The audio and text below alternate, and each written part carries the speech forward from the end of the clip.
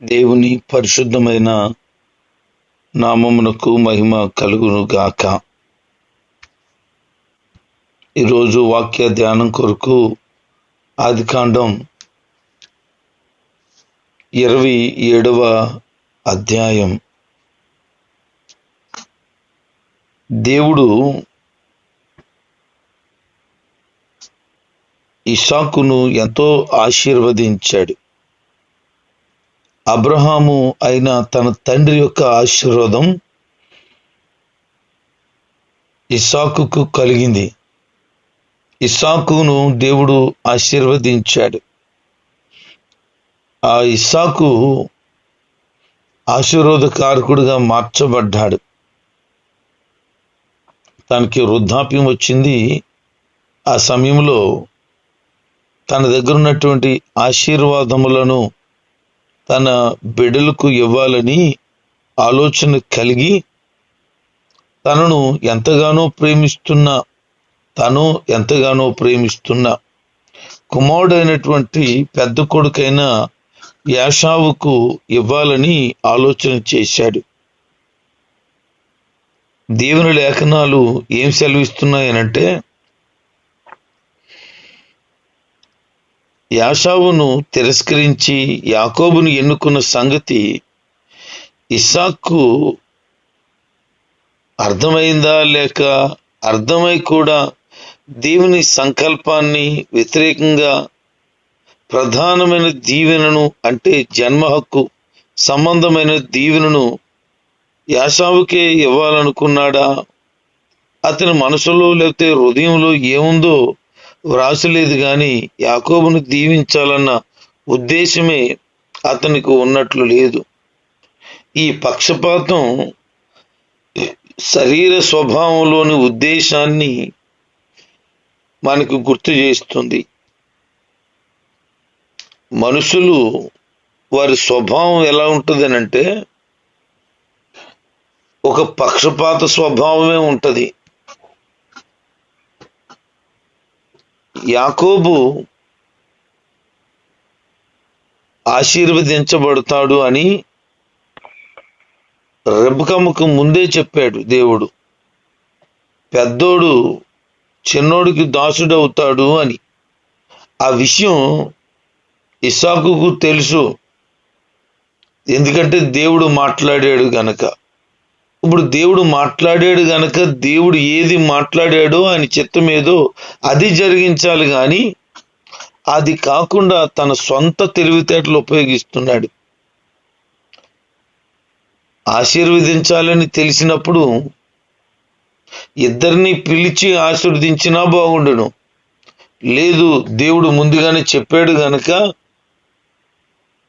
చిన్నోడినే ఆశీర్వదిస్తే బాగుండును. కానీ దానికి పూర్తి వ్యతిరేకంగా ఇస్సాకు తన పెద్ద కొడుకుని ఆశీర్వదించాలనుకున్నాడు. అతని కళ్ళు బాగా మసగ్గారే, చూపు సరిగా కనబడటం లేదు, వృద్ధాప్యానికి వచ్చేసాడు. తన పెద్ద కొడుకుని పిలిచి అంటాడు, నాయనా, నేను వృద్ధుడిని అయిపోయాను, ఎప్పుడు చచ్చిపోతానో తెలీదు, కాబట్టి నువ్వేం చేస్తావనంటే వేటాడి మాంసం దే, నేను అది తింటాను, తిన్న తర్వాత నిన్ను ఆశీర్వదిస్తాను. నేను చనిపోయే లోపల నిన్ను దీవించేయాలని నాకు ఆలోచన ఉంది. అయితే నువ్వు చెప్పినట్లుగా వేట మాంసం తే అన్నాడు. బాగా వేట మాంసానికి అలవాటు పడిపోయాడు.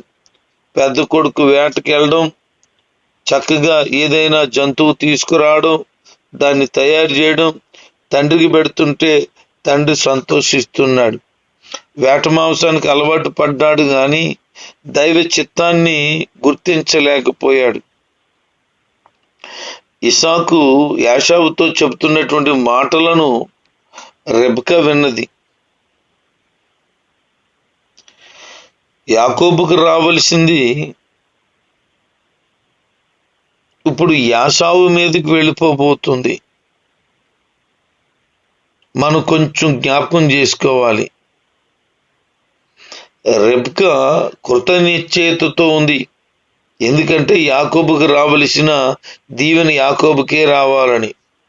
ఎందుకు తన భర్తను మోసగించవలసి వచ్చినా పర్లేదు అనుకుంది.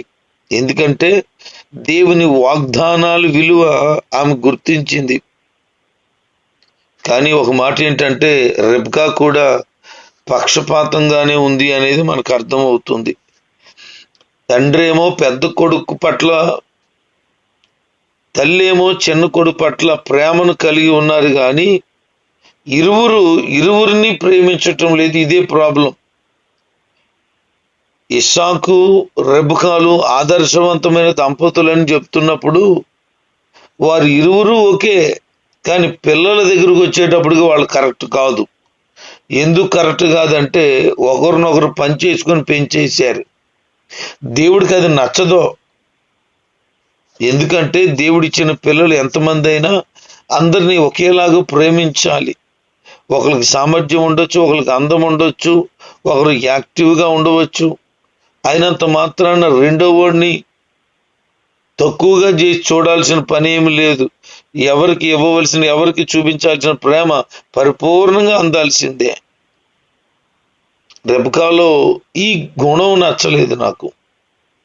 వాళ్ళు ఆదర్శవంతమైన దంపతులు అని చెప్పినప్పుడు ఓకే, కానీ ఫ్యామిలీ లైఫ్కి వచ్చేటప్పటికి పిల్లల పట్ల వాళ్ళు కలిగిన మనసు నాకు నచ్చదు. ఈ రోజున చాలా మంది తల్లిదండ్రులు ఇంట్లో 2, 3, 4, 5 పిల్లలు ఉంటే ఒకరిని ప్రేమిస్తారు, మిగతా వాళ్ళు అంతగా ప్రేమించరు. ఈ స్వార్థపూరితమైన మనసు తల్లిదండ్రులకు ఉండకూడదు. తెలిసిపోద్ది, నువ్వు తమ్ముడినే ప్రేమిస్తావు, నువ్వు అన్నీనే ప్రేమిస్తావు అని చెప్పేసుకుంటారు. నీకు అక్క అంటే బాగా ఇష్టం, నీకు చెల్లి అంటే బాగా ఇష్టం అని చెప్పేస్తారు. ఎందుకంటే వాళ్ళ వ్యవహారం అర్థమైపోతుంది.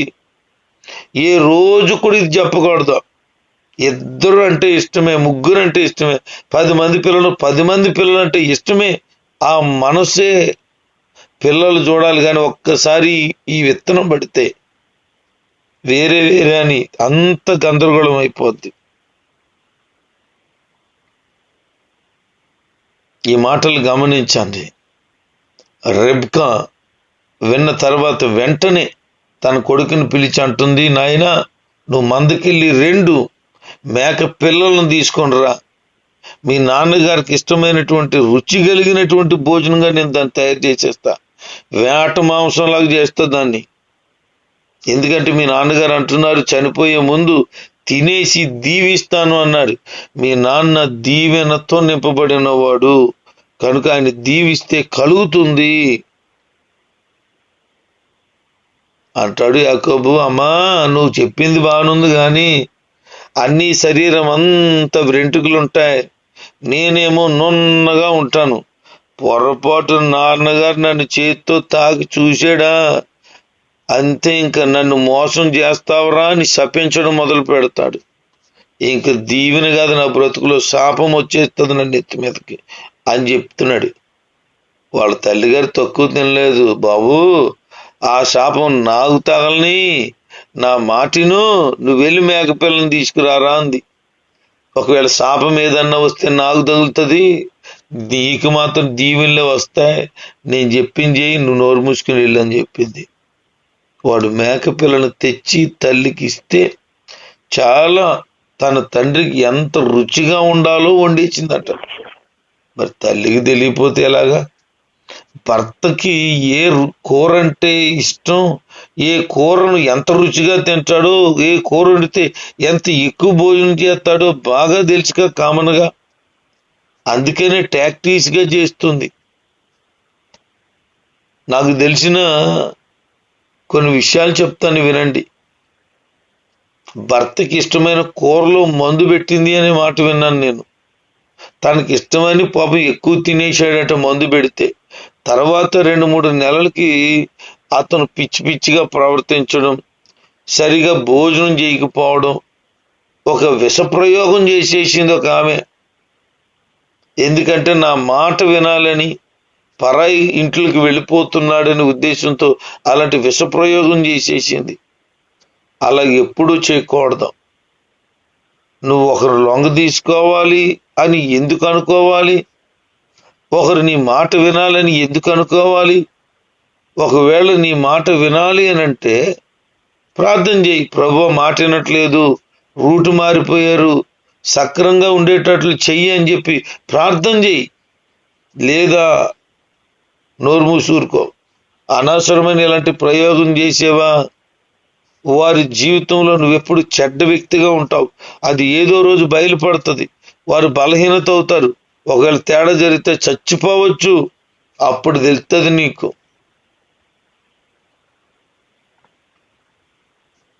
యాకోబు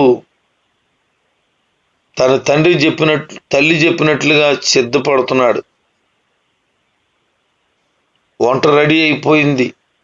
మేకపిల్ల తోలును తీసుకుని మెడ మీద చొక్కా వేసి, చొక్కాయికి తర్వాత ఖాళీగా ఉన్న స్థలంలో చేతుల మీద పెట్టేసిందంట.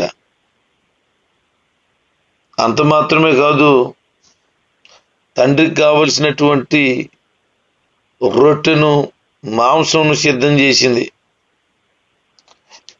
యాసావుకు ఉన్నటువంటి చొక్కాయి ఒకటి ఇంట్లో ఉంటే వాళ్ళ నాన్నగారికి బాగా తెలుసు. ఆ చొక్కాయి స్మెల్ తెలుసు అంట వాళ్ళ నాన్నగారికి. ఆ చొక్కాయి వేసేసింది. చూడండి, కన్న తల్లి ఎంత దారుణంగా పక్షపాతాన్ని చూపిస్తుందో. ఒక మాట గమనించండి, ఆ తల్లి మంచిదేనా? ఈ మాటల ప్రకారం చూస్తే అసలు మంచిది కాదు. కానీ ఆమె దైవ చిత్తాన్ని నెరవేరుస్తుంది. ఎందుకు అంటే దేవుడు ముందే చెప్పాడు, నీ యొక్క పెద్ద కొడుకు చిన్న కొడుక్కి దాసుడవుతాడు. ఆదికాండం 25వ అధ్యాయం 23వ వచనంలో ఆ మాట మనం గమనించగలుగుతాం. అంటే దైవ చిత్తానికి వ్యతిరేకంగా నా భర్త వెళ్తున్నాడు అని గమనించింది. ఒకవేళ వాళ్ళ భర్తతో మాట్లాడొచ్చు కదా అని అంటే మాట్లాడడానికి వీలు లేదు. వాళ్ళకి సలహాలు, పెద్దలకి తిరుగుబాటు కలిగిన మాటలు చెప్పకూడదు. యజమానుడుగా భర్తగా ఉన్న వ్యక్తి చెప్పింది చెయ్యడమే తప్ప ఇక అలాంటి తిరుగుబాటు సలహాలు చెప్పడం లేదు. ఈరోజు ఆడోళ్ళ మాటలే పాటిస్తున్నారు. వాళ్ళ సలహాలే ఇంట్లో జరగాలంటున్నారు. చాలా మంది కుటుంబాల్లో ఇది జరగడాన్ని బట్టే భార్యాభర్తల మధ్య అన్యోన్యత, ప్రేమ లోపిస్తుంది. మీరు గమనించండి, ఇంటి యజమానుని యొక్క ఆలోచనే స్థిరపరచబడి నెరవేర్చబడాలి. ఒకవేళ మంచిది చెడేది తెలియదు అని అనుకున్నప్పుడు సలహా చెప్పి కుటుంబాన్ని కట్టుకోవలసిన బాధ్యత స్త్రీకి ఉంది. ఏమీ మాట్లాడకుండా ఆమె ప్లాన్లు ఆమె వేసేసి కొడుకుని పెద్ద కొడుకులాగా తయారు చేసి పంపించేసింది. సరిగ్గా యాసావు వచ్చినట్లుగా లోపలికి వెళ్ళాడు. నాన్న, నువ్వు నన్ను దీవించేటట్లు లేచి కూర్చో అన్నాడు. మాంసం తిను అన్నాడు. ఇస్సాకు, ఎంత త్వరగా వచ్చేసేవేంటి నాయన? వేటకెళ్తే చాలా సమయం అవుతుంది కదా. నేను చాలాసార్లు ఆకలితో ఎదురు చూశాను నా కొడుకు వస్తాడు అని. ఈరోజు ఇంత త్వరగా వచ్చేసావు? వాళ్ళ అమ్మ ట్రైనింగ్ బాగుంది. నీ దేవుడు నాకు త్వరగా సాయం చేశాడు. చూడండి, యాకోబు మాట చూడండి ఎంత ఘోరంగా ఉందో. నీ దేవుడు అంటున్నాడు, నా దేవుడు అంటలేదు.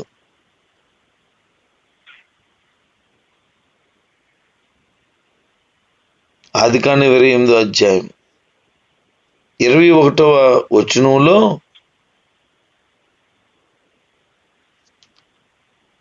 యెహోవాయే నా దేవుడిగా భావించుకుంటాను అని చెప్పాడు యాకోబు. ఇప్పుడేమంటున్నాడు? నీ దేవుడు అన్నాడు. తర్వాత అతను నా దేవుడు అని చెప్పడం మనం గమనించగలుగుతాం. అతడు దేవుని పేరున అబద్ధం ఆడడానికి కూడా రెడీ అయిపోయాడు. అన్నను మోసగించి జ్యేష్ఠత్వం తీసేసుకున్నాడు. ఇప్పుడు తండ్రిని మోసగించి ఆశీర్వాదాలను కొట్టేయడం చూస్తున్నాడు. దానికి పైగా దేవుని ఆడుకుంటున్నాడు. నీ దేవుడు నాకు త్వరగా సిద్ధం చేసాడు అని చెప్తే, దేవుడు అంటే సెంటిమెంట్. ఇక ఆ మాటకు ఓకే దేవుడు సిద్ధం చేశాడా అని అనుకుని, రా బాబు దగ్గర రా, నిన్ను పట్టుకొని చూడాలి. ఎందుకంటే స్వరమేమో తేడాగా ఉంది. సరే అని చేతులు పట్టుకొని చూస్తుంటే చేతులకి చక్కగా రోమాలు ఉన్నాయేమో, ఓకే యాషావే అని అనుకున్నాడు. స్వరమేమో యాకోబు స్వరంలాగా ఉంది, కానీ చేతులేమో యాసావు చేతులే కదా. బహుశా ఎలాగానే ఉండి ఉంటాడు. బాగా అలసిపోయాను, నా గొంతుకు మారిపోయింది, చాలా దూరం ప్రయాసపడి వచ్చాను కదా, వేట కోసం పరిగెత్తాను కదా, నా గొంతుకులో తేడా వచ్చేసింది నాన్న అని ఏదో కవరింగ్ చేసేసి ఉంటాడు. ఎందుకంటే నీ దేవుడే నాకు సహాయం చేశాడని అబద్ధం ఆడగలిగినాడు ఇక ఎన్ని అబద్ధాలకైనా తెగించేస్తాడు. కొంతమంది జీవితాలు ఒక అబద్ధం ఆడడం మొదలు పెడితే బ్రతుకాలం అంతా కూడా దాన్ని కప్పిపుచ్చడానికి అబద్ధం ఆడుతూనే ఉంటారు. నిజం మాట్లాడండి, యథార్థంగా ఉండండి, అబద్ధం ఆడకుండా ఉండటానికి సర్వ విధాల ప్రయత్నం చేయండి.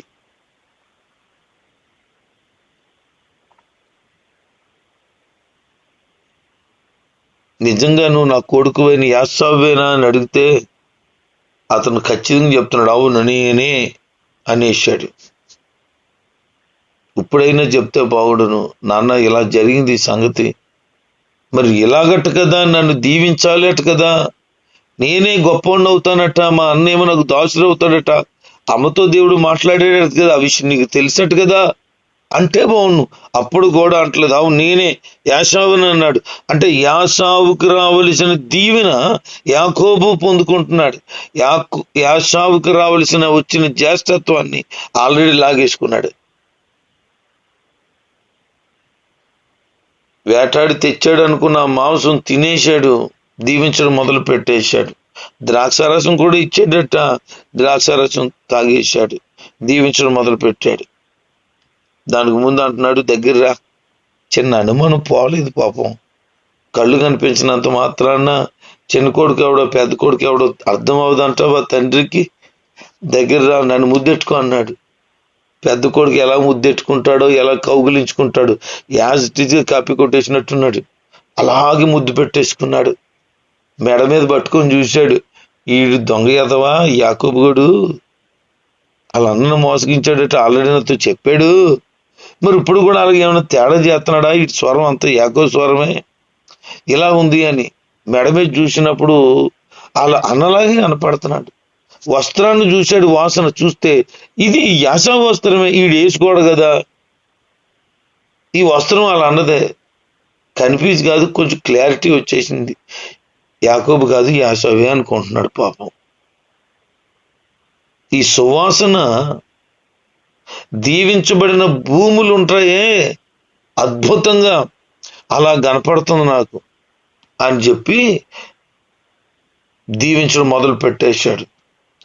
ఏమేమి దీవెనలు ఇవ్వాలో, ఎంతగా దీవించాలో సమస్తాన్ని కూడా దీవెనకరంగా మార్చాడు. అతని జీవితం దీవెనలకు ఆశీర్వాదాలకు వారసుడిగా ఉండేటట్లుగా దీవించేశాడు. యాకోబు దీవించి ముగించేటట్టు అంతే, చక్కగా బయటికి వెళ్ళిపోయాడు, పొందేసుకున్నాడు. ఆస్తి పేపర్లు చేతికి వచ్చేసే కాదు, ఆశీర్వాదం చేతికి వచ్చేసింది, నెత్తి మీదకి వచ్చేసింది. ఇంక హ్యాపీగా గంతులే చేస్తున్నాడు. అమ్మా అమ్మా అమ్మా, నాన్నగారు పూర్తిగా దీవించేయడమ్మా, నా జీవితం ఎంత గొప్పగా ఉండబోతుందంటే నాన్నగారి కంటే నేను ఇంకా గొప్ప అయిపోబోతాను. ఆయన దగ్గర ఉన్న దీవెనలు, దేవుని దగ్గర నుంచి దీవెనలు నాకు మెండుగా కలిగిపోబోతున్నాయని ఆనందించడం ప్రారంభించాడు. ఈ లోపల పెద్ద కుమారుడు వచ్చాడు, వంట తయారు చేశాడు. తన తండ్రి దగ్గర పట్టుకెళ్ళి, నాన్న లేకండి లేకండి లేకండి, మాంసం తినండి, నన్ను దీవించండి అంటున్నాడు. గుండె దడెక్కిపోయాడట, గడగడగడ వణుకుపోయాడట. అయ్యో బాబో, నేను ఎంత పని చేశాను నాయన, ఇంతకు ముందు వచ్చావు కదా, నేను దీవించాను కదా, నేను నిజంగా దీవించేశాను కదా. యాకోబును మనసారా దీవించేశాడు. ఇది మార్చడం అసాధ్యమని ఇస్సాకు నమ్మాడు. నిజంగానే అది మార్చలేకపోయాడు అతను. ఈ మాట విన్నప్పుడు యాషవుకి చాలా బాధ కలిగి పెద్దగా అరిచేశాడట.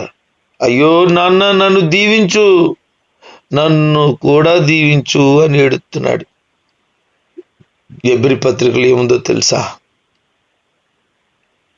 యాషావు జ్యేష్ఠత్వాన్ని కోల్పోయాడు, ఆశీర్వాదాన్ని కోల్పోయాడు, భ్రష్టుడు. యాసావు వంటి వాడు నీలో ఉన్నాడేమో, జాగ్రత్తగా చూసుకో. కారణం ఏంటో తెలుసా? జ్యేష్ఠత్వపు హక్కు, దాని విలువ తెలియని వ్యక్తిగా యాసావు ఉన్నాడు. తిండి కోసమే, ఒక పూట కూటు కోసం జ్యేష్ఠత్వాన్ని నమ్మేసుకున్నాడు. ప్రాణం పోయినా పర్లేదు, పోనీ జ్యేష్ఠత్వాన్ని ఎట్టి పరిస్థితుల్లో మార్చుకోకూడదు. ప్రభు అనుగ్రహించిన పెద్దరికాన్ని, పెత్తానాన్ని కష్టాల పాలు కానీ, ఇబ్బందుల పాలు కానీ, నష్టమే రాని మార్చకూడదు. అతను ఏడ్చిన ఏడుపుకి, నాయన నా దగ్గర ఏమీ లేదయ్యా అంటే, ఆల్రెడీ ఒకసారి నన్ను మోసం చేశాడు, ఇది రెండోసారి. ఫస్ట్ సారి ఏమో జ్యేష్ఠత్వాన్ని తీసేసుకున్నాడు, ఇప్పుడేమో దీవులు తీసుకెళ్ళిపోయాడు. ఒక్కటి కూడా నా కోసం ఉంచలేదా అని అంటే, ఇసాకు అన్నాడు, యాసావు ఒక్కడు కూడా ఉంచలేదు నాయన, అన్నీ ఇచ్చేసాను దీవెనలు అన్నాడు. పోషణకు సంబంధించిన, ద్రాక్షరసకు సంబంధించిన, ఇతర ప్రజలకు సంబంధించిన, చివరికి నీకు సంబంధించిన దీవెనలు కూడా ఇచ్చేసాను. ఏడ్చాడట, ఎంతో ఏడ్చాడట ఆశీర్వాదం పొందాలని. కానీ దేవుని వాక్యం చెప్తుంది, దేవుడు అతను విసర్జించేశాడు. ఎప్పుడైతే జ్యేష్ఠత్వాన్ని దేవుడు ఇస్తే అది నాకు వద్దని విసర్జించాడో, యాసావుని దేవుడు విసర్జించేశాడు. ఒక దీవెనైనా ఉంటే నన్ను దీవించు అని ఏడుస్తుండగా నీ భూమి సారం లేకుండా ఉంటుంది, మంచు కూడా పడదు నీకు. నువ్వెప్పుడు కూడా కత్తి పట్టుకుని ఉంటావు, చివరికి కత్తితోనే బతుకుతావు. ఇదే నీ బ్రతుకు. నీ తమ్ముడికి నువ్వు సేవ చేసే బతుకు నీకు కలుగుతుంది.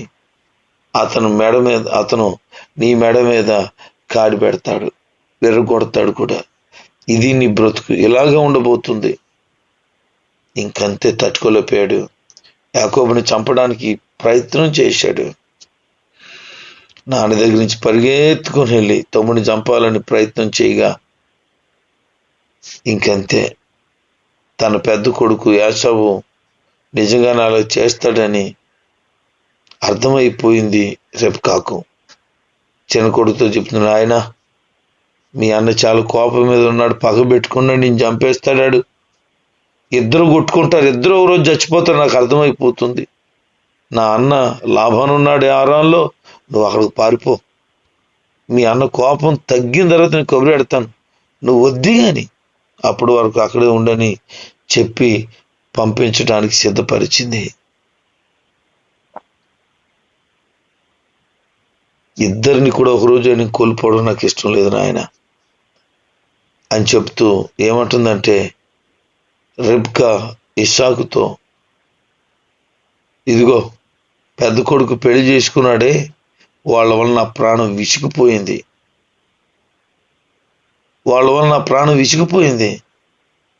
యాకోబుకి మాత్రం అలాగా ఈ ఏరియాలో ఉన్న పిల్లల్ని పెళ్లి చేయకూడదు.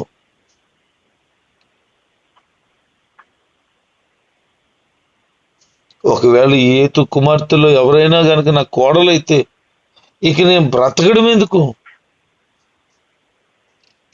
అని ఆలోచన చేసింది. ఇస్సాకును మాట్లాడుతూ యాకోబుకి ప్రమాదానికి దూరంగా పంపించేయాలని రెబ్కా ఉపాయం పన్నింది. మొత్తానికి వాళ్ళ నాన్నగారు ఒప్పుకున్నారు, పంపించడానికి సిద్ధమయ్యారు. ప్రియ దేవుని జనాంగమా, దేవునికి లోబడితే, దేవునికి భయపడితే దేవుడు నీ జీవితాన్ని ఖచ్చితంగా ఆశీర్వదిస్తాడు. అలాగే దైవికమైన భయము భక్తి కలిగి దేవునిలో ఉండండి, దేవుని కొరకు బ్రతకండి, కుటుంబాల్లో ఐక్యత ఉంచండి. అమ్మాయిని ఒకలాగా అబ్బాయిని ఒకలాగా ప్రేమించొద్దు, చిన్నోడిని ఒకలాగా పెద్దోడిని ఒకలాగా ప్రేమించొద్దు. నువ్వు చూపించే ప్రేమను బట్టియే నీ పిల్లల్ని గౌరవిస్తారు. మీ మీద ఉన్న ఆ ఆశీర్వాదాలు దేవుడు మీ పిల్లలకు అనుగ్రహించాలనుకున్నప్పుడు మనసారా ఎంతమంది పిల్లలు ఉంటే అంతమందిని దీవించండి. ఒకవేళ ఆస్తి ఉందనుకోండి, ఆ ఆస్తి ఎంతమంది పిల్లలు ఉంటే అంతమందికి పంచండి. అమ్మాయి అబ్బాయి అని చూడొద్దు, సమానంగా పంచండి. సమానత్వం కలిగిన ప్రేమను తల్లిదండ్రులు కలిగి ఉండండి. లేకపోతే యాకోబు యాషావు విడిపోయారు, వారు ఒకరికొకరు కొట్టుకునే పరిస్థితికి వచ్చేసింది. అలా రాకుండా కుటుంబాన్ని చక్కదిద్దుకొని దైవికమైన భక్తి కలిగిన వారుగా పెరగాలని దైవజనుడిగా తెలియచేస్తున్నాను. దేవుడి మాటలు మనం వినికిట్టిన దీవించును గాక. ఆమేన్.